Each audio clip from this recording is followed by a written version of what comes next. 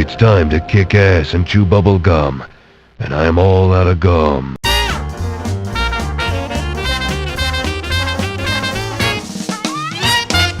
Hello my dear Pain Elementals, I'm MrJohn, and today we're gonna review another FPS game, and it's none other than DUSK. Released on Steam in December 10, 2018, and it was developed by David Szymanski and published by New Blood, who also published a lot of excellent titles like Amityville and Ultra Kill. Today, we'll see if DUSK did leave a bloody impact to the FPS genre, or was it a dumpster fire of a game?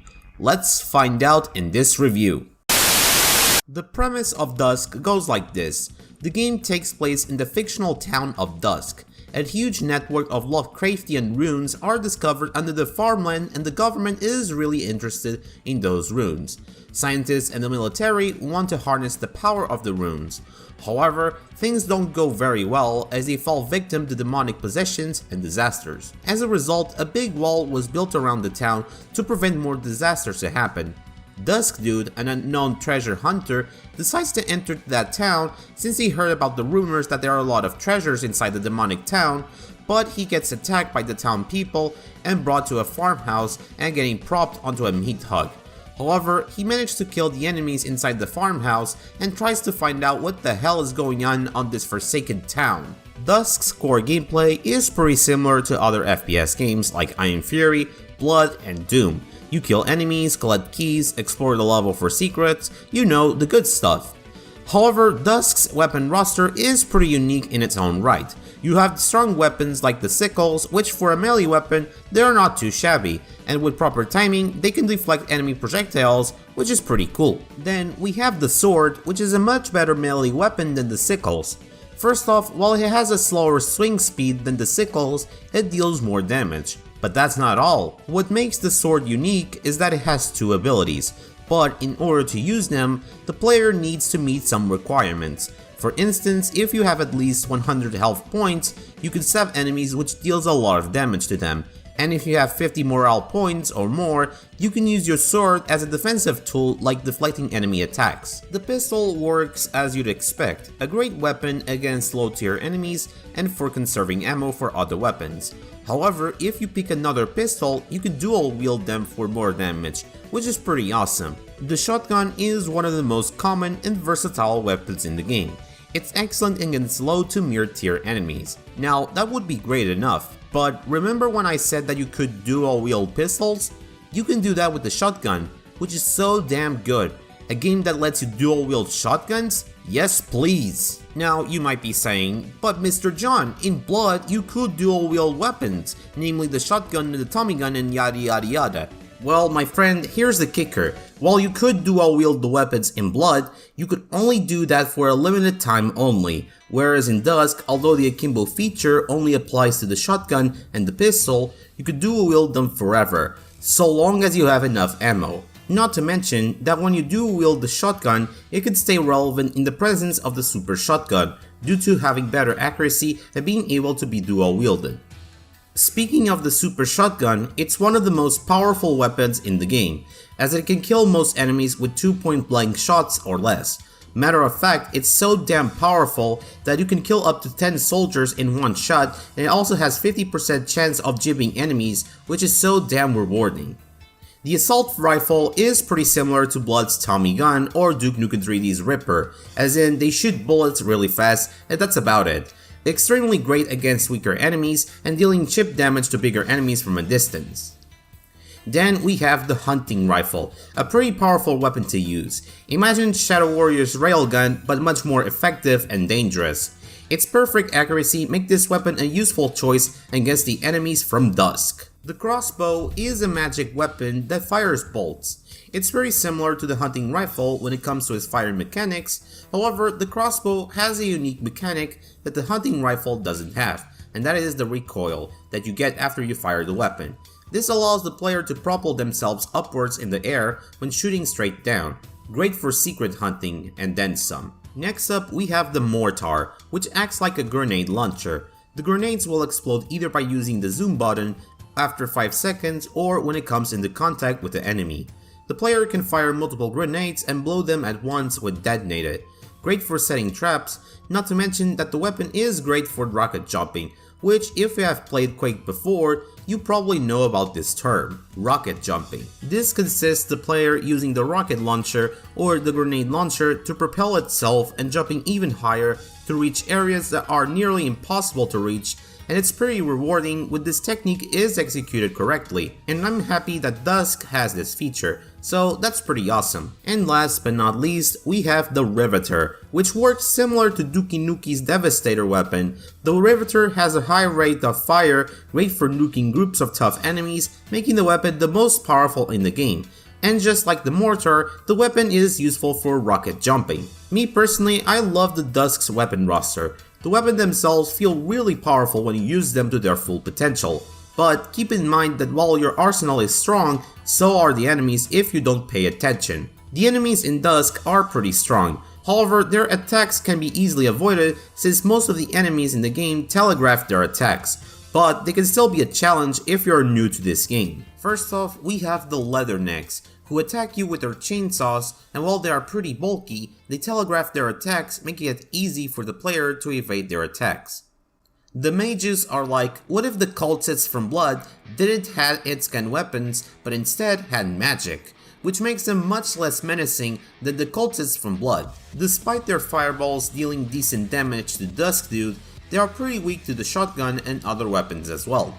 Later in the game, you come across a more powerful version of the mage, the Grand Wizard, at one point of the game, and there's also a mini-boss version of the enemy, which is a much stronger version of the mage. The Black Phillip is a mutated goat, and it's a pretty weak enemy. It shoots red shit at you and is pretty squishy as any weapon can blow it into pieces. The rats are pretty weak, but they are pretty dangerous in the Duskmare difficulty, which I'll talk about later.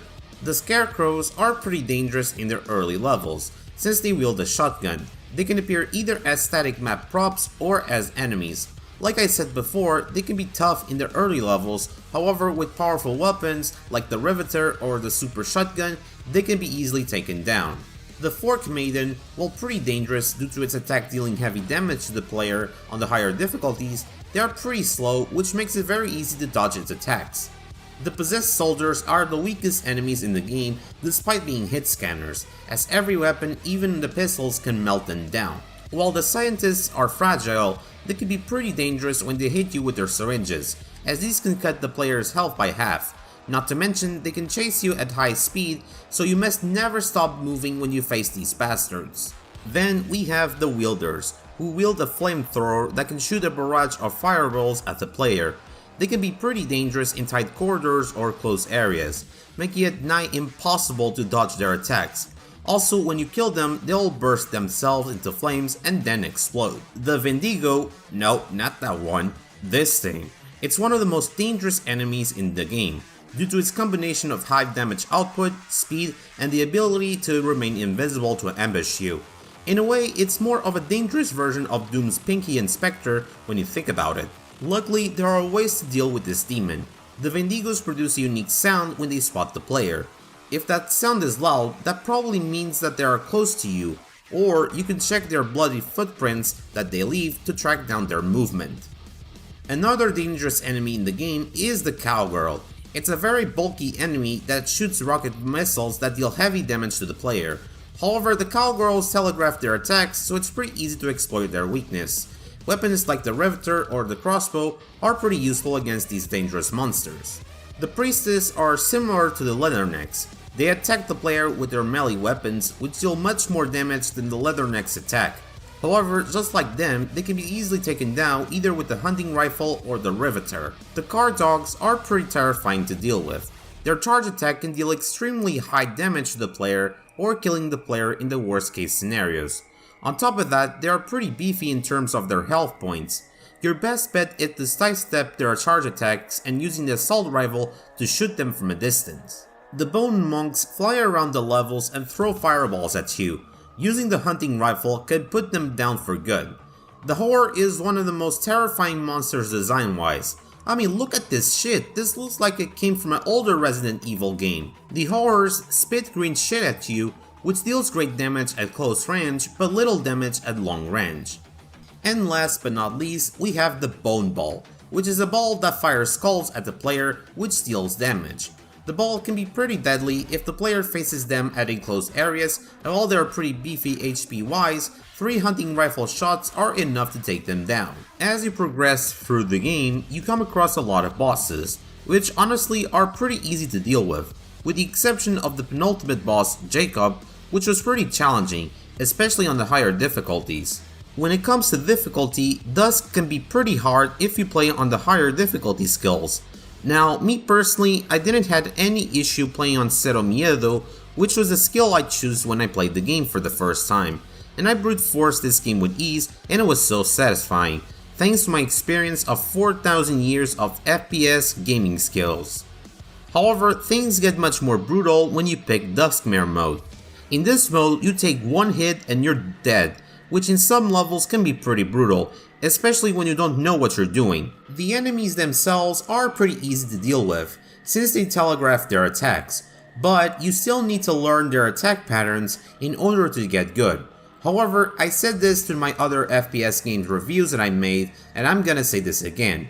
If you die to these enemies and you blame them for their shenanigans instead of learning their attack patterns, then it's definitely mostly your fault. Unlike in other FPS games, where the difficulty scales up with the amount of enemies you have, DUSK difficulty scales up with the speed of enemy projectiles and the amount of damage you receive from the enemies. For instance, if you're playing on Go Easy, the speed of the projectiles are 20% slower and you take half the damage from the enemies.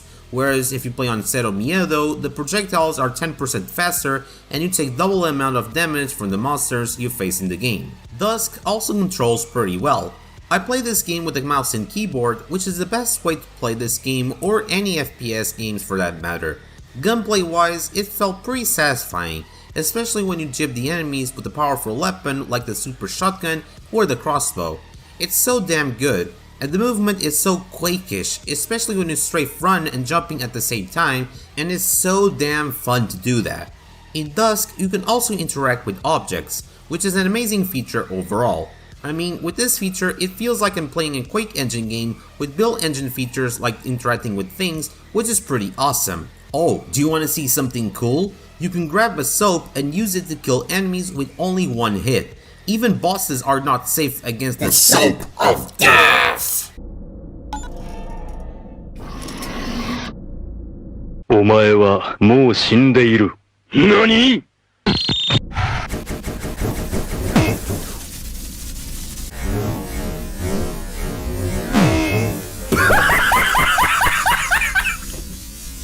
Fuck the BFG 9000, the Tesla cannon, the Devastator weapon, and the missile launcher. These weapons are no match up against the motherfucking soap. God, I love this game, 10 out of 10. Anyways, like in Blood and Quake, DUSK does have power-ups, like the Fast Fire Totem, which doubles the fire speed of the weapons, Serum of Blistering Heat freezes time, and the Climbing Thing, which allows vertical climbing of surfaces.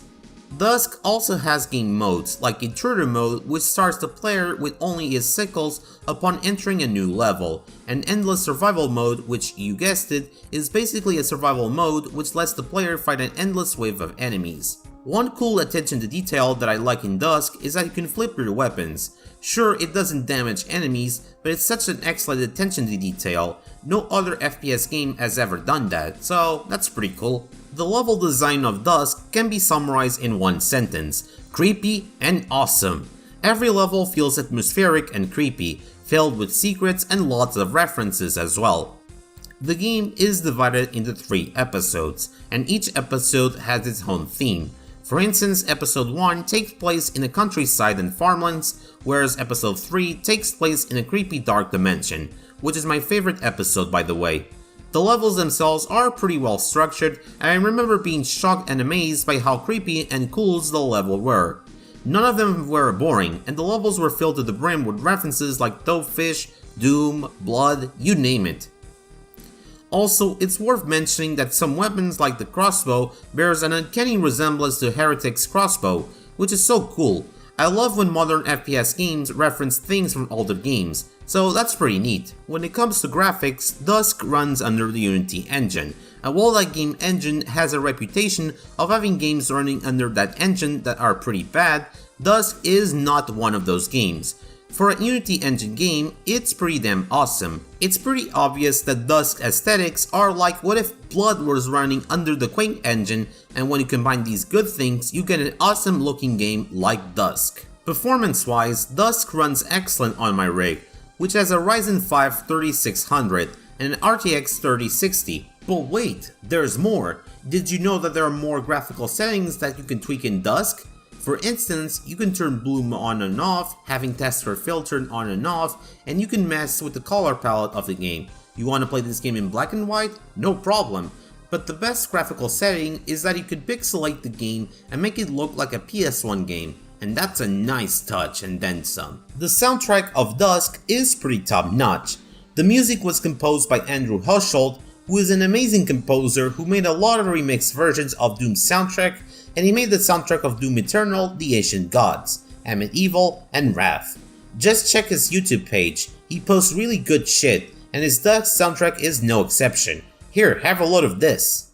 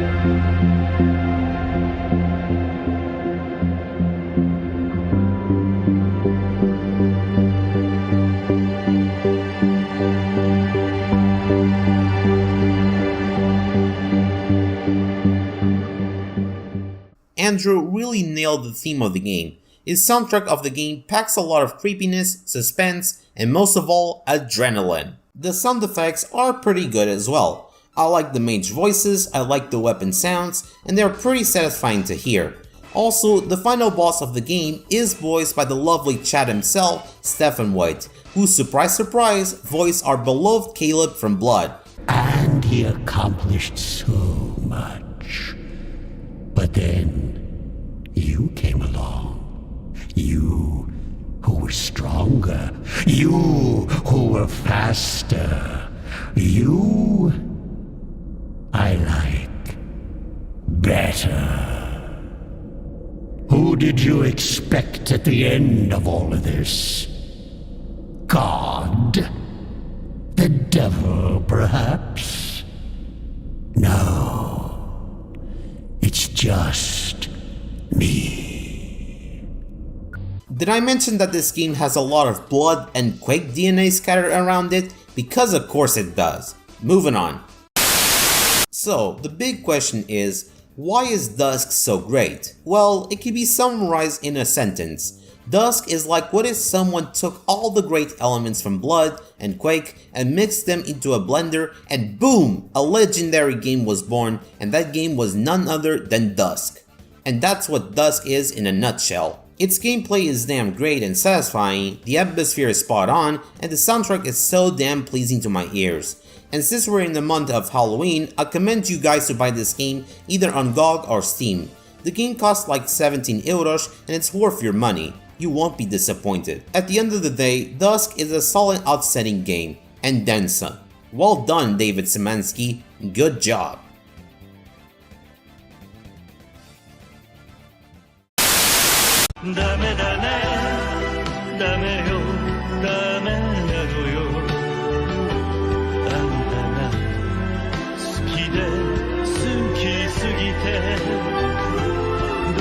Yeah.